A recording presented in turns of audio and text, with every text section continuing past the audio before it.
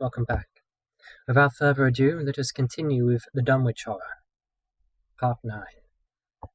Friday morning, Armitage, Rice and Morgan set out by motor for Dunwich, arriving at the village about 1 in the afternoon. The day was pleasant, but even the brightest sunlight, a kind of quiet dread and portent, seemed to hover about the strangely domed hills and the deep, shadowy ravines of the stricken region.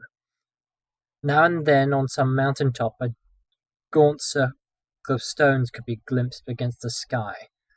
From the air of hushed fright at Osborne's store they knew that something hideous had happened, and soon learned of the annihilation of the Elmer Fry house and family. Throughout that afternoon they rode around Dunwich, questioning the natives concerning all that had occurred, and seeing for themselves, with rising pangs of horror, the drear Fry ruins, with their lingering traces of the tarry stickiness, the blasphemous tracks at the Fry yard, the wounded Seth Bishop cattle, and the enormous swaths of disturbed vegetation in various places. The trail up and down Sentinel Hill seemed to Armitage of almost cataclysmic significance, and he looked long at the sinister altar-like stone on the summit. At length the visitors, apprised of a party of state police which had come from Aylesbury that morning in response to the first telephone reports of the Fry tragedy, decided to seek out the officers and compare notes as far as practicable. This, however, they found more easily planned than performed, since no sign of the party could be found in any direction. There had been 5 of them in a car, but now the car stood empty near the ruins of the Fry yard. The natives, all of whom had talked with the policeman, seemed at first as perplexed as Armitage and his companions.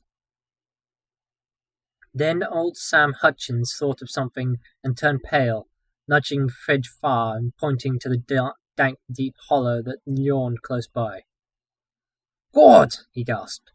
"I told 'em not to go down into the glen, and I never thought nobody'd do it with them tracks and that smell and the whippoorwills a-screechin' down there in the dark o' noonday."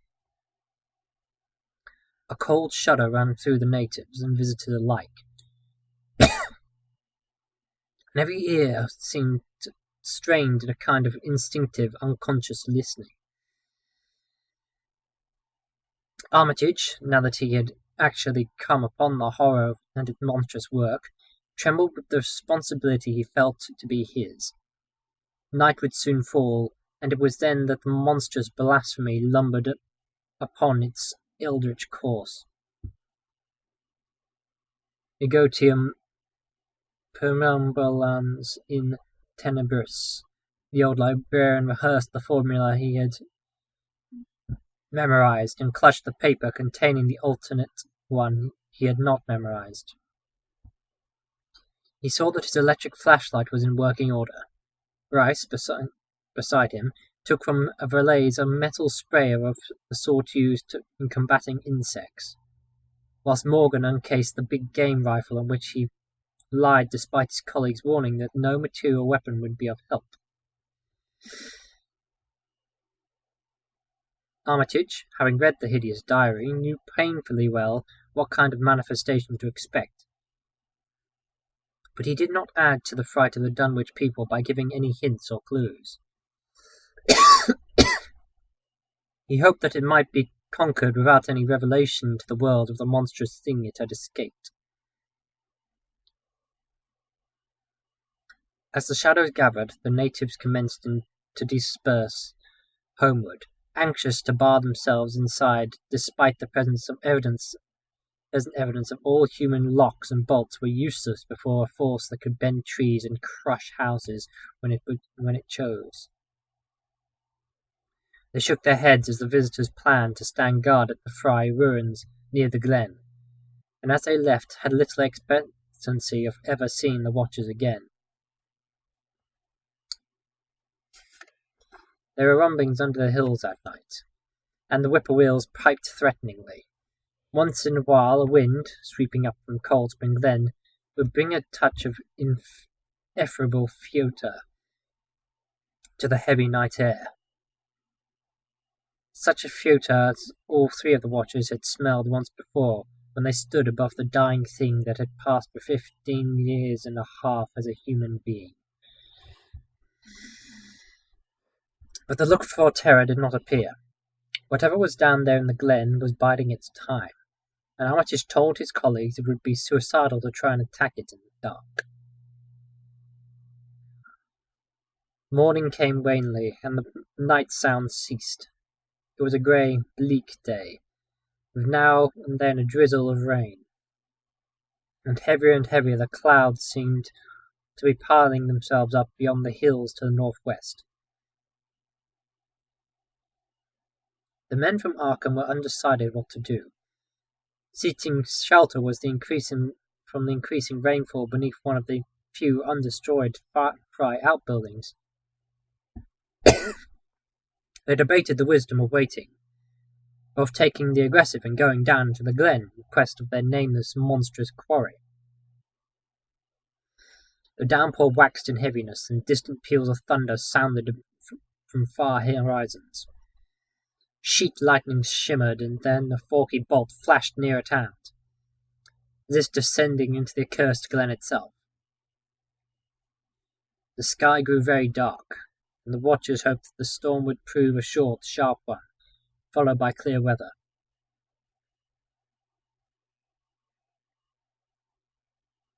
It was still gruesomely dark when, not much over an hour later, a confused babel of voices sounded down the road. Another moment brought to view a frightening group of more than a dozen men, running, shouting, and even whimpering hysterically. Someone in the lead began sobbing out words, and the Arkham men started violently when those words developed into coherent form.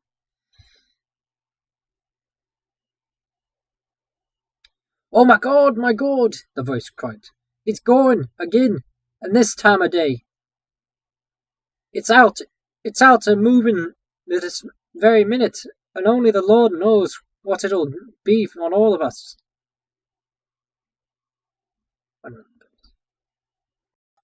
Sorry about that. It's the local voices. The speaker panted into silence, but another took up his message. "Not an hour ago, Zeb Whately here heard the phone a-ringing, and it was Miss Crowry, George's wife, that lives down by the junction. She says the hired boy Luther was out driving in the cows when the storm arter the big bolt. When he see all the trees a-bending at the mouth of the glen, opposite side to this, and smelt the same awful smell like he smelt when he found the big tracks last Monday morning. And he says there was a swishing, lapping sound, more nor about the bending trees and bushes could make. And all of a sudden, the trees along the road begun to get pushed aside, and there was an awful stomping and splashing in the mud. But mind ye, Eupha, he didn't see nothing at all, only just the bending trees and underbrush. Then fur ahead, where Bishop's Brook goes under the road, he heard an awful creaking and straining on the bridge, and says he could tell the sound of wood is starting to crack and split. And all the whiles he never see a thing. Only those trees and bushes are bending. And when the swishing sound got very far off, on the road towards Wizard Whately's on Sentinel Hill, Luther he had the guts to step up where he heard it just for a look at the ground. And all the mud and water out in the sky was dark, and the rain was wiping about all tracks about as fast as he could be. But beginning at the glen mouth, where the trees had moved, there was still some of them awful prints, big as Barla's seen, like he'd seen Monday. At this point, the first excited speaker interrupted. "But that ain't the trouble now. There was only the start. Zeb here was calling folks up, and everybody was a-listening in when a call from Seth Bishop's cut in. His housekeeper, Sally, was carrying on fit to kill. She just see the trees are bending beside the road and says that it was kind of a mushy sound, like an elephant puffing and treading heading for the house. Then she up and spoke sudden of a fearful smell as she says her boy Chancey was a screaming a howl. It was just like what he smelt it by the Waitley's we news Monday morning, and the dogs were all a barking and whiffing awful.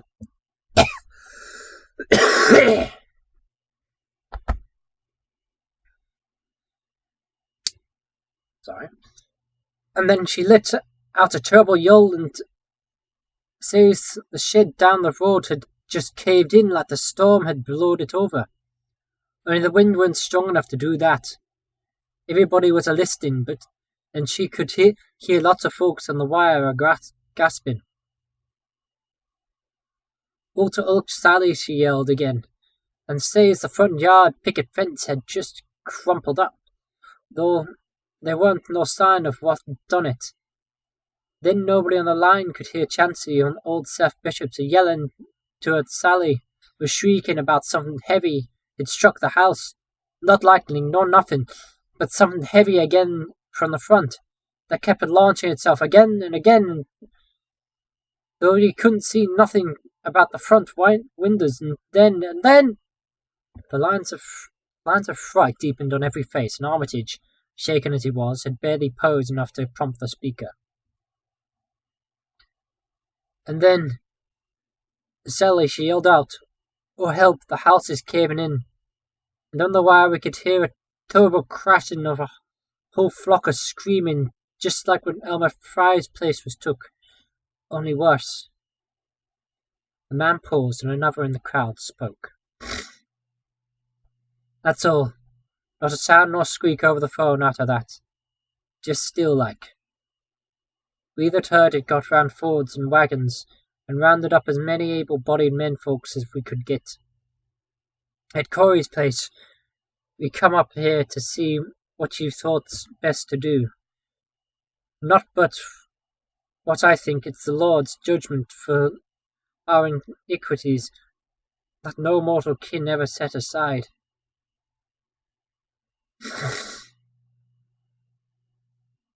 Armitage saw that it was time for positive action had come, and spoke decisively to the faltering group of frightened rustics. "We must follow it, boys." He made his voice as reassuring as possible. "I believe there's a chance of putting it out of business. You men know that those Whateleys were wizards.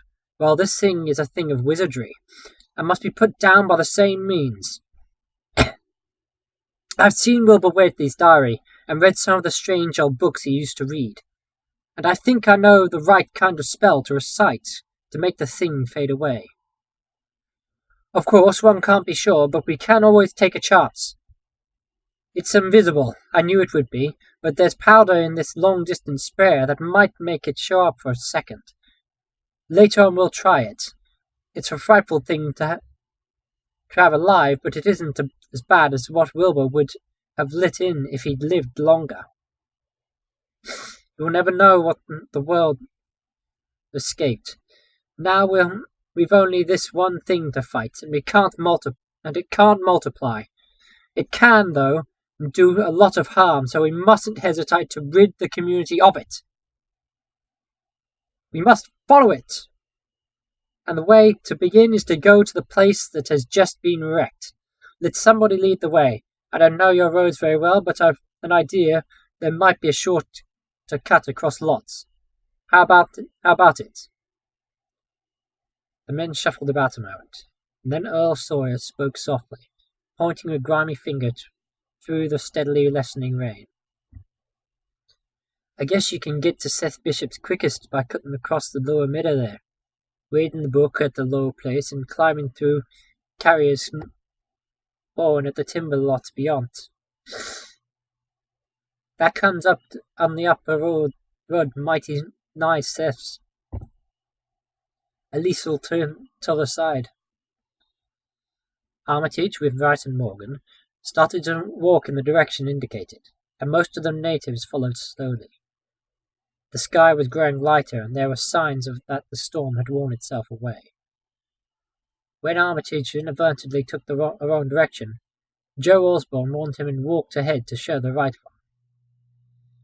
Courage and confidence were mounting, though the twilight of the almost perpendicular wooded hill which lay towards the end of their shortcut, among whose fantastic ancient trees they had to scrabble as up a ladder, put those qualities to a severe test.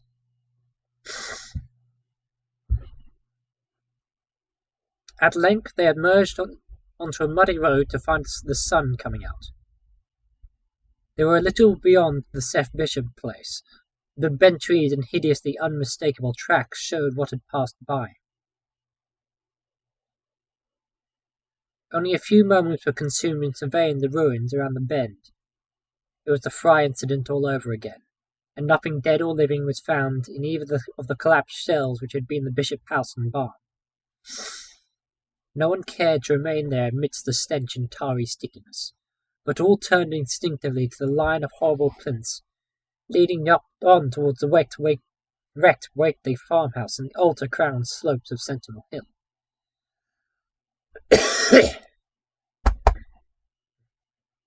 As the men passed the sight of Wilbur Whately's abode, they shuddered visibly, and seemed again to mix hesitancy with their zeal. It was no joke tracking down something as big as a house that one could not see, but that had all the vicious malevolence of a demon. Opposite the base of Sentinel Hill the tracks left the road, and there was a fresh bending and matting visible along the broad swath marking the monster's former route to and from the summit. Armitage produced a pocket telescope of considerable power and scanned the steep green side of the hill. Then he handed the instrument to Morgan, who sat with Keena. After a moment of gazing, Morgan cried out sharply, passing the glass to Earl Sawyer and indicating a certain spot on the slope with his finger. Sawyer, as clumsy as most non-users of optical devices are, fumbled a while, but eventually focused the lens with Armitage's aid. Then he did so as his cry was less restrained than Morgan's had been. "God almighty, the grass and bushes is a-moving. It's a-going up, slow-like, creeping. Up to the top this minute. Heaven knows what for." Then the germ of panic seemed to spread among the seekers. It was one thing to chase the nameless entity, but quite another to find it. Spells might be all right, but suppose they weren't. Voices began questioning Armitage about what he knew of the thing, and no reply seemed to quite satisfy everyone. Everyone seemed to feel himself in close proximities to phases of nature and of being utterly forbidden and wholly outside the sane experience of mankind.